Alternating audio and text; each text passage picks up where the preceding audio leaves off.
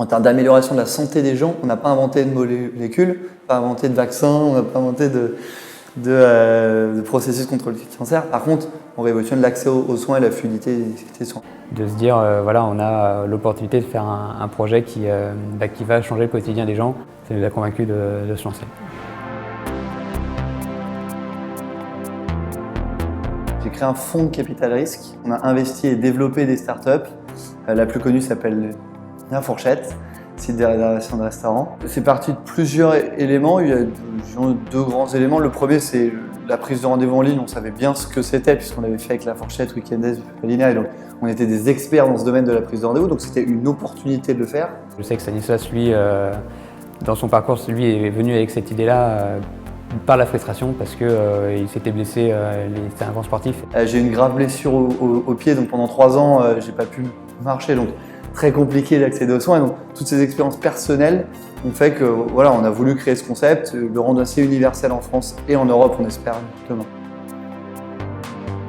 Doctolib, il y a 2 grands éléments. Côté patient, très simple, ça permet de prendre un rendez-vous 7 jours sur 7, 24/24 sur le site doctolib.fr. 2, ça permet de trouver de l'information sur les professionnels de santé, soit le sien, soit trouver juste un professionnel de santé.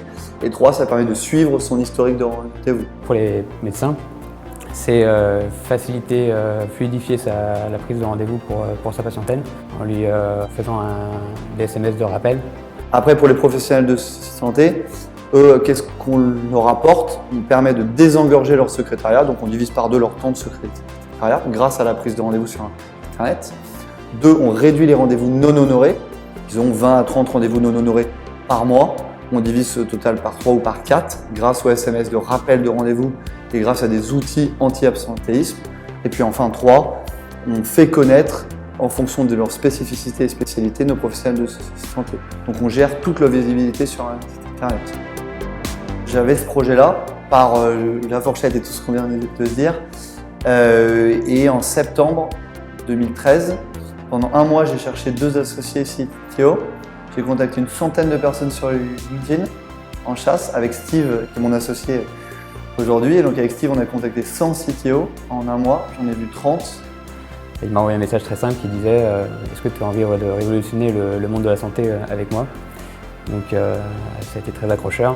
J'ai passé 5 entretiens à Yvan et Jessie, prise de ref, on s'est challengé mutuellement. Et puis on a échangé sur la vision, le business plan, les méthodes de travail, nos objectifs personnels. Il y a vraiment un besoin, il y a vraiment un concept. Et donc on s'est dit, voilà, on tente l'aventure pour quelques mois.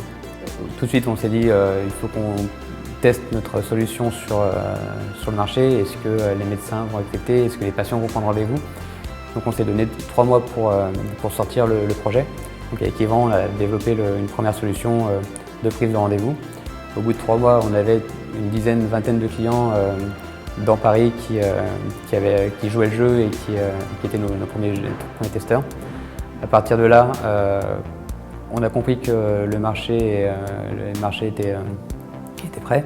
Au départ, on avait une équipe, une core team de consultants commerciaux avec nous, qui étaient avec nous pour commercialiser le concept.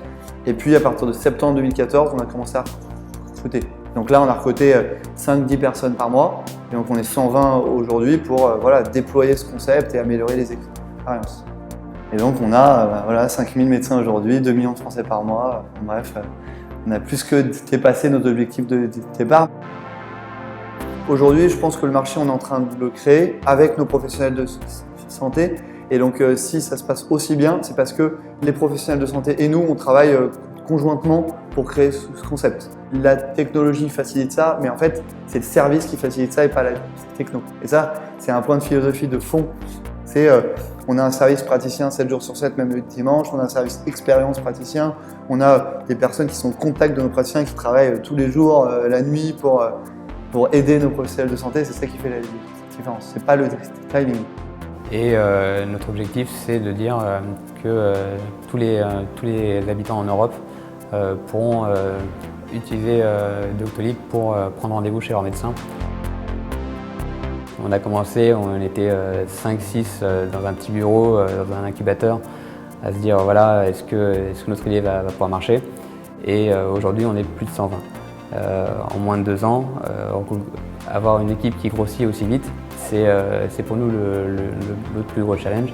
2 semaines, au moment où on a annoncé la levée de fonds de 18 millions d'euros à nos équipes, c'est vrai qu'on a eu une standing ovation de 10 minutes de toutes les équipes.